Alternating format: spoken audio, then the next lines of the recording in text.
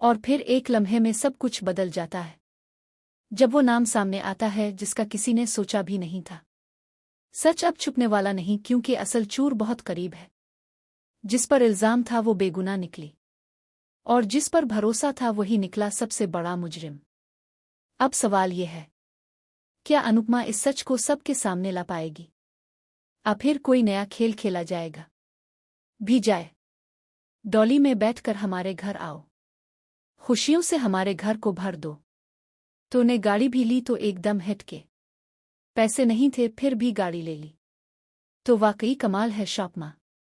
सामने आता है ज्वेलरी चोरी होने का सच। हम देखेंगे कि यहाँ सरिता सबको बताती है कि इसके लाकर से ज्वेलरी गायब हो गई है। ये सुनकर सब शॉक हो जाते हैं। ईशानी और पाखी खुद को बचाने के लिए सरिता पर इल्जाम लगाने लगती हैं और कहती हैं कि शायद जेवरात सरिता ने ही चराए हैं। लेकिन अनुपमा सरिता का साथ देती है और कहती है कि इसे इस पर पूरा भरोसा है। रजनी भी सरिता के साथ खड़ी नजर आती है। अब क्या होगा जब सबको पता चलेगा कि ईशानी ही असल चोर है?